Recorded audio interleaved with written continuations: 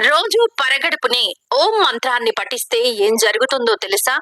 హిందువులు చదివే మంత్రాల్లో ఓం అనే మంత్రానికి చాలా ప్రాధాన్యత ఉంటుంది.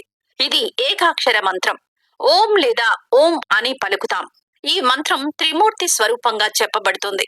ఆ, ఊ, మకార శబ్దాలతో ఓం ఏర్పడుతుంది. ఓంకారం శబ్దాల్లో మొదటిది. హిందూ మతానికి కేంద్ర బిందువు. దీన్ని పరమాత్మకు ప్రతీక అని చెబుతారు. అయితే దీన్ని పలకడం వల్ల జననావయవాల నుంచి తల వరకు శక్తి చేకూరుతుంది. ఓం పలికే సందర్భంలో మొదట శక్తి జననావయవాల దగ్గర ఉద్భవిస్తుంది. అది అనంతరం జీర్ణాశయానికి, ఆపై ఛాతికి, అక్కడి నుంచి తలకు చేరుతుంది. దీంతో అనేక లాభాలు కలుగుతాయి. ఓం అనే మంత్రాన్ని రోజు పఠించడం వల్ల ఎలాంటి ప్రయోజనాలు కలుగుతాయో ఇప్పుడు తెలుసుకుందాం. రోజు ఓం అనే మంత్రాన్ని ధ్యానంలో కొన్నిసార్లు ఉచ్చరించడం వల్ల చాలా శక్తి ఉద్భవిస్తుంది. ఓ దశలో ఆధ్యాత్మిక స్థాయి పెరిగి దైవంతో మన ఆత్మ కనెక్ట్ అవుతుంది. దీంతో ఒంట్లో పాజిటివ్ వైబ్రేషన్స్ వచ్చి అనారోగ్యాలు నయమవుతాయి. ఓం మంత్రాన్ని ఉచ్చరించడం వల్ల ఆక్సిజన్ సరఫరా, రక్త సరఫరా సరిగ్గా జరుగుతాయి. దీంతో మెదడుకు కొత్త శక్తి అందుతుంది. మానసిక ప్రశాంతత లభిస్తుంది. ఒత్తిడి, ఆందోళన దూరం అవుతాయి. డిప్రెషన్లో ఉన్నవారు నిత్యం ఓం మంత్రాన్ని చదివితే ఫలితం ఉంటుంది. కొత్త శక్తి, ఉత్సాహం వస్తాయి. చురుగ్గా మళ్లీ ఎప్పటిలా పనిచేసుకోగలుగుతారు. మెదడుకు శక్తి ఎక్కువగా అందడం వల్ల జ్ఞాపక శక్తి పెరుగుతుంది.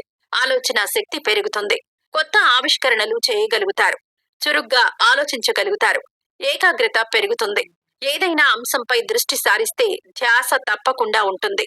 చదువుల్లో చక్కగా రాణించవచ్చు. విద్యార్థులకు బాగా మేలు జరుగుతుంది.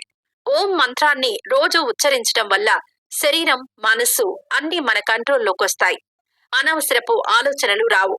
శరీరంలో ఉన్న విష పదార్థాలు బయటకు వెళ్లిపోతాయి. శరీరం అంతర్గతంగా శుభ్రమవుతుంది. చర్మం కాంతివంతంగా మారుతుంది. ఓం మంత్రాన్ని మనం ఓం అక్షరంతో రాస్తాం కదా. అయితే ఈ అక్షరం వినాయకుడిని పోలి ఉంటుంది. అక్షరం పై భాగం వినాయకుడి తలను, మధ్య భాగం తొండాన్ని, కింది భాగం వినాయకుడి పొట్టను సూచిస్తాయి.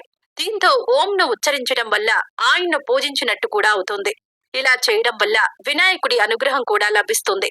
స్వరపేటిక సమస్య ఉన్నవారు ఓం మంత్రాన్ని పఠించాలి. ఆ సమస్య పోతుంది. మృదువైన కంఠ స్వరం వస్తుంది. ఇస్లాంలో ఓంను సమా అని పిలుస్తారు. అక్షరం కూడా హిందూ ఓంను పోలి ఉంటుంది.